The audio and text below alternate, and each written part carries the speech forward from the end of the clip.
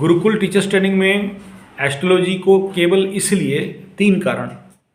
पहला, अगर गुरुकुल का आचार्य प्राचार्य कुंडली के बारे में थोड़ा समझ जाएं, कल जैसे मैं क्लास ले रहा था कि जो भी टीचर्स हैं, स्टूडेंट्स हैं, स्टाफ्स हैं, पेरेंट्स हैं, बच्चे हैं, भाई इतना तो समझ जाओ कि किस बच्चा के साथ किस बच्चा को नहीं रखना है, किस प्रकार के आचार्य, किस राशि नक्षत्र के आचार्य गुरुकुल के लिए सुइटेबल नहीं है। इतना तो समझ जाओ कि ये बच्चा को अगर एस्ट्रोलॉजिकली स्टडी कर लो कि कहीं ये बच्चा आगे चल के मार्केस का दशा चलेगा, मर जाएगा, तुम गुरुकुल में ला के रख दिए तो तुम कोर्ट कचहरी पुलिस में जाओगे या गुरुकुल संभालोगे।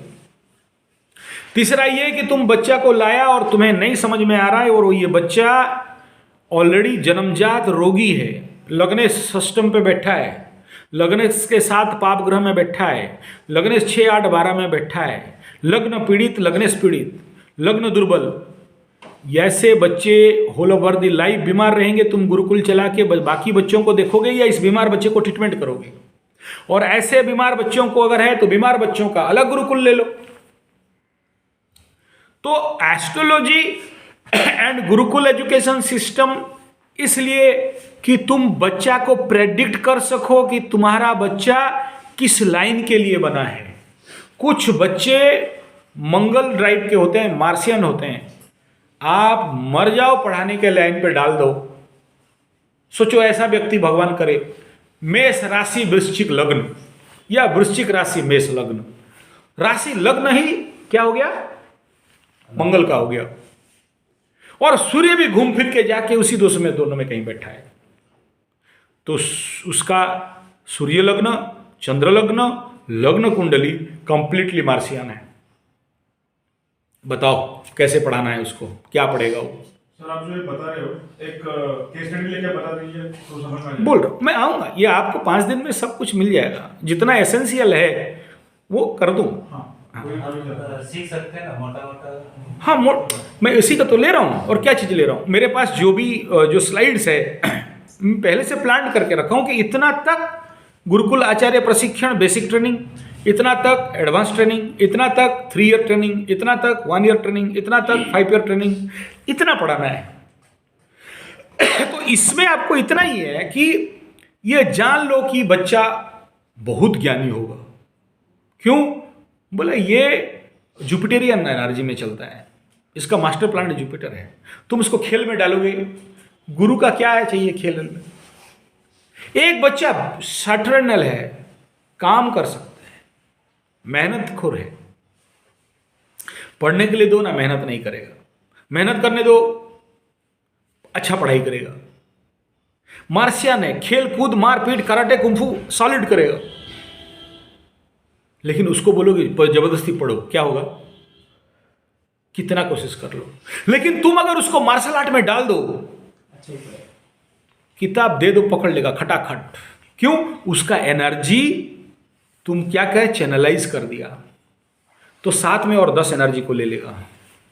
उसको समझ में आ जाएगा कि खाली अगर मैं हाथ पर चलाऊंगा तो टूर्नामेंट लड़ के जीत नहीं सकता, इसके लिए मुझे क्या चाहिए, मेडिटेशन भी चाहिए, पढ़ाई भी चाहिए, नॉलेज भी चाहिए।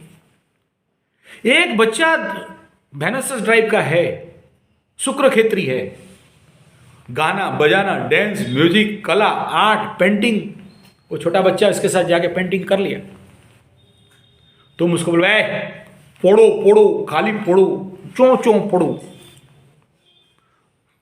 अपना तो जिंदगी बर्बाद किया, बाकी 5 का बर्बाद करेगा।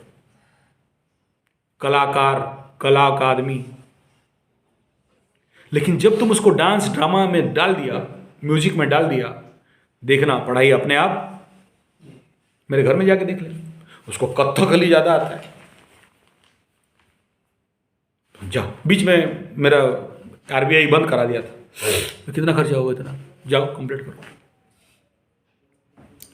ले लिया, करो। एक दिन मेरे घर में अगर पूछ लेना कि एक दिन किसी बच्चे का पढ़ाई देखा, कभी नहीं। अगर उनको टेबल से खींच के निकाल लो तो भी पढ़ते हैं। क्यों?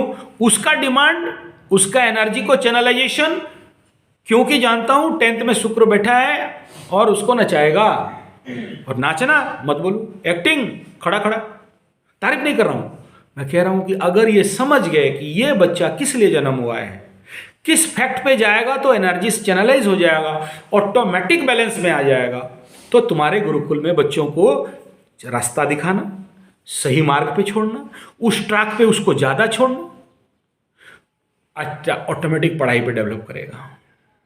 अगर तुम पढ़ाई पे फोकस कर रहे हो तो बच्चा युद्ध क्षेत्र के लिए जन्म हुआ है, नेवी आर्मी को और एयरफोर्स के लिए, तुम कितना भी पढ़ा लो नहीं पढ़ेगा। तो ये दो फेज है, एक वेदर वो एनिमी साइन में है, रॉन्ग साइन में है, या फिर और हाँ सर आप जो कर रहे हो ना, वैसे पुणे में मैं आपको बता था ग्राफोलॉजिस्ट है, हाँ वो हम काम करते थे, मैं गया नहीं पर जाने का बहुत इच्छा है। अब बच्चों का हैंडराइटिंग लेके हम उसका ग्राफोलॉजी एनालिसिस करते हैं, उनका करना मैं मिस हो गया मेरा वो। हाँ तो बच्चों को फिर टीचर को बता दे कि पेरेंट्स को बता दे कि बच्चा आपका ऐसा ऐसा है, ऐसा ऐसा चेंज करो ठीक हो जाएगा। हाँ आप जो ग्राफोलॉजिस्ट, अगर मैं आपसे सीखता हूँ तो ये भी उनको सर ज्वाइन करके कुछ अच्छा कुछ बन सकता है। हाँ देखो, उनका भी गौशाला है। हाँ ठीक है, इसलिए मैं थोड़ा इंटरेस्टेड। जरूर मैं आप लोगों को जितना ऐसे देखो, अभी कराटे में ब्लैक बेल्ट का ट्रेनिंग खत्म करो नहीं है, आपको जितना चाहिए, जितना एसेंशियल शुरू करो, आगे मैं हूं। अगर आप देखो, देने के लिए किसको अच्छा लगता है, जो उस चीज को लेकर सदविनियोग करे, दुर्विनियोग करो मजा नहीं आएगा। आप लोग यहाँ से व्हाइट बेल्ट का सीख गया, जितना दे दिया हूँ 6 महीना तक एक व्यक्ति अपने गांव पे जाके अखाड़ा चला सकता है, क्लास शुरू कर सकता है। आप शुरू कर दिया और हमको बुलाया, सर आइए टेस्ट लीजिए और अगला बेल्ट प्रमोशन दीजिए, मैं पहुंच जाऊंगा। 2 दिन का 3 दिन का कैंप कर लूंगा, कराटे कैंप, ट्रेनिंग दे दिया, सिखा दिया। तुम अपने बच्चों से जो फीस लेना था ले लिया, मेरा फीस मेरे को दे दिया, जाने आने का भाड़ा दे दिया, क्लासेस हो गया। फिर अगला 6 महीना में फिर एक टेस्ट के लिए बुला लिया, फिर गया मैं, फिर एडवांस उसका आगे का ट्रेनिंग दे दिया, व्हाइट बेल्ट का दे दिया, फिर येलो बेल्ट का दे दिया, फिर ब्राउन बेल्ट का दे दिया, फिर ब्लैक बेल्ट का दे दिया, फिर बच्चे धीरे धीरे ब्लैक बेल्ट हो गए। और बीच बीच में कैंप हुआ तो मैं बुला लिया, अपना बच्चों को भेज दो यहाँ स्पेशल ट्रेनिंग के लिए, स्पेशल कोर्स कर लेंगे वो लोग आके। या फिर तुम वहां पर अगर जैसे एक गुरुकुल का तो एक अखाड़ा नहीं रहेगा ना, तुम्हारा एक गुरुकुल चलाने के लिए तुमको कम से कम 10 से 20 अखाड़ा चलाना पड़ेगा, तब तो वो बच्चे तुम्हारे पास आएंगे।